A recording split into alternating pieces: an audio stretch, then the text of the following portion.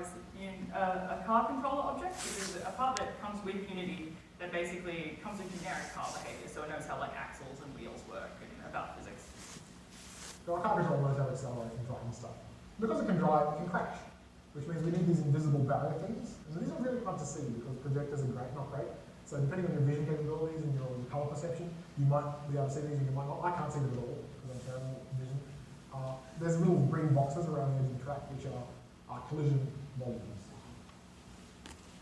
These are invisible colliders in Unity terms. So these colliders are basically fancy triggers. If our car goes through them in 3D space, it means it would have hit the barrier, so it's deemed to have crashed. It's not going to get stopped by the physics engine if it goes through one of these, it's just going to get the physics engine to call a function on a script that says, hi, I went through a trigger, and we can do whatever we need to do with that, in which case we're actually going to reset the car. Which means you can do whatever you like and make the other barriers underneath and make them actually crash, but either way we know when it's got itself in a situation where it would have crashed if this was the real world. Super useful. Our track also has waypoints, which are the little yellow dots going around, and they span the entirety of the track. And what they are is they're known good positions on the track that are not colliding with the wall.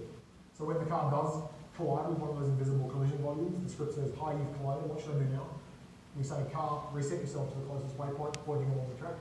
That way we can continue driving. It's basically a stopgap, full back, so we don't end up with the car driving up into the edge of the map. And finally, as you can see here, our tractor has a camera mounted on the front of it, which you might be able to see the little cone. There's a little symbol on top of him. When we've got this debug view on, it points forward. We'll get back to that in a minute. So to get the ML happening, we obviously need to go back to brains. Brains, as always, are very useful. First we need a playable, which basically lets us steer the car as a human to make sure that it works. So here's our playable. Now we need a learning brain, which is what we'll let the ML agents framework steer the car for the actual ML bits. The learning brain has an understanding that it has one visual observation, which is 32 pixels by 24 pixels in grayscale. That's that camera that we mentioned earlier that's attached to the car.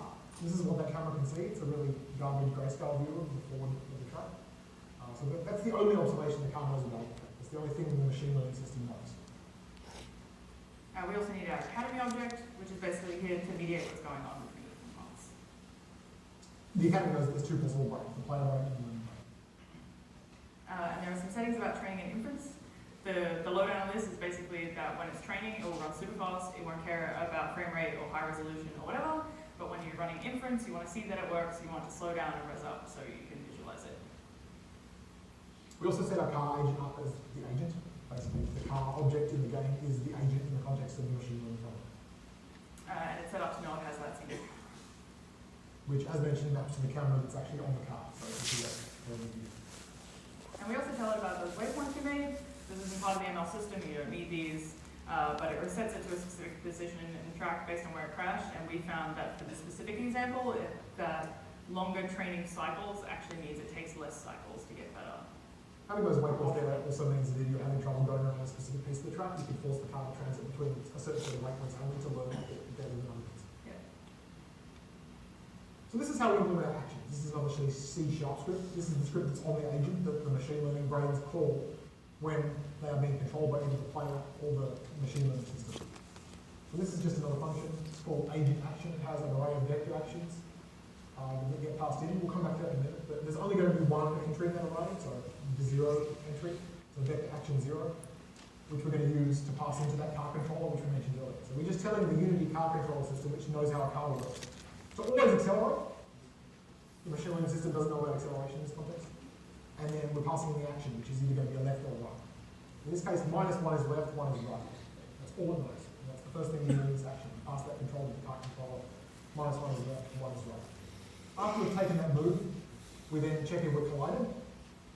Collided is set elsewhere when we go through one of those collision volumes. If we haven't collided, we give the car a really big penalty because it's a bad car. It's got a poor job. Gets a punishment. Then if we did not collide, we get a good reward. It's a very small reward though, because much like the real world, punishments are large, rewards small. It's important that we note that when you're thinking up a reward scheme for particularly reinforcement learning, that picking these values is kind of an art, and that we've incentivized any action that hasn't resulted in a negative reward. Sometimes you get neutral, but in this context, you quickly get a car that realizes the safest thing to do is not move. or to spin on the spot. So that's why we have this tiny reward for just not doing anything. We don't know it's bad, but good on you for trying. It's very easy to train a machine learning agent that does absolutely nothing, because it's safest of all to not get any negative penalties by just staying very still. So it's something to learn for the real world. We also have a call to done in there, which resets the car to the nearest waypoint. So if we do crash, we'll reset the car back to the waypoint. That's what that done does. And at this point, we can fire it up and drive the car around the track using playable. So this is me driving. Play. He can't drive in real life, so he's not very good. Me using the keyboard to steer the car around the track. This is not machine learning. Just checking that the vectors work the right way. You don't have to do this. Again, if you're doing a simulation that can reasonably be controlled by a human, test the controls, because if you can't control it, your machine probably can't control it in a sensible way. So, just a quick tip. Or we might have the vectors backwards. Yeah. Have done once. So let's add some machine learning. We're going to make this actually driven by the computer. So to train the car to drive itself, we need to set the academy up for training by ticking the control box on the side there. This tells Unity to allow Python to control the whole situation over inter-process communication. We also need to swap the brain on the car agent to point to the learning brain instead of the play brain. So this is saying we want the car to be controlled by Python through the machine learning system, or through a neural net, not by a human. As a reminder, this learning brain is set up to use a single camera, the one on the car, as its only observation of the world. It has that low grayscale vision, no sound, no 3D, no peripherals, nothing. That's it. That's all it sees. And it knows how to make vector actions in the space size of 1. So it has one action possibility in which it can send a -1 for left or a 1 for left. Okay? And that's what gets passed into that agent action function, which I do earlier. You can check this by checking back to the player brain that the keys are mapped directly. So D is mapped to 1, A is mapped to -1. So it's the player brain's mapping to those vector actions. So I'll try them on the keyboard. Anyway, with the academy set up to allow Python to control it, now we can turn to training. Go. So we need hyperparameters because what's machine learning without some meaningless YAML file full of numbers that we don't know what they mean. We arrived on these numbers based on trial and error, but these are hyperparameters. We use a training algorithm called proximal policy optimization, which is handwave a really useful generic machine learning algorithm that's useful for lots of scenarios like this. And we apply some extra specific parameters for the car code, which is the one here. We can then fire up the Python environment and point it to that YAML file and let it train. And this is what it looks like. Get a nice ASCII version of the Unity logo. Thank you. And then it finds the brains. Finds both brains connected. Again, I'm sorry, it says PyCon, this is because of the language. And then it sees what observations and actions the brain has. So it knows we have one vector space action and one visual observation. It reads in the hyperparameters that we define, see that they match. And then it starts training. And I'll show you the mean reward as it trains. Very useful. Eventually it will finish training. It writes out a protobuf file, as per usual, with TensorFlow in the middle there. And at the end, it writes out a TensorFlow graph.nm file. This is just pure TensorFlow.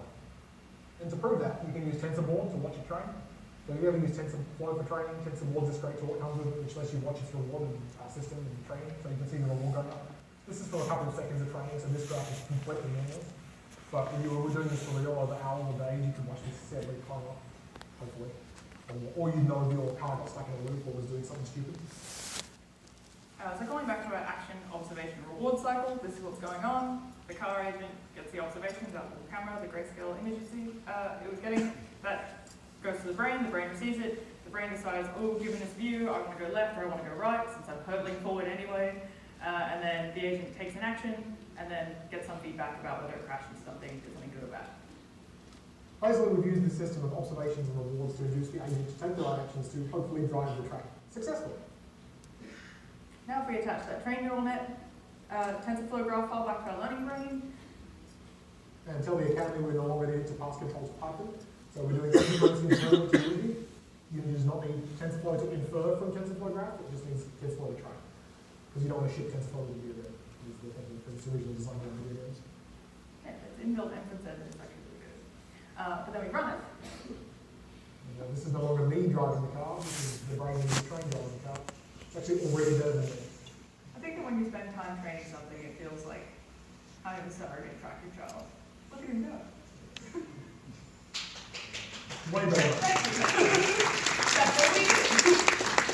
This is after maybe 4, 5, 6 hours of training overnight on just a MacBook Pro. And this is already pretty solid, but it's only got one observation. You could add the cameras. I I highly recommend your training bots. It gives you feelings. So just to wrap up, here is some Amazon content. This is legitimately useful Amazon content. You can find these on AWS. There's a pre-configured AMI, which has everything set up that works. That's the idea. We'll put up a link to that just later. It's been tested. We've used it on V2 extra large, but it works on two different things. And you can train thousands of these in parallel into the one neural net. And that way you have a really clever car.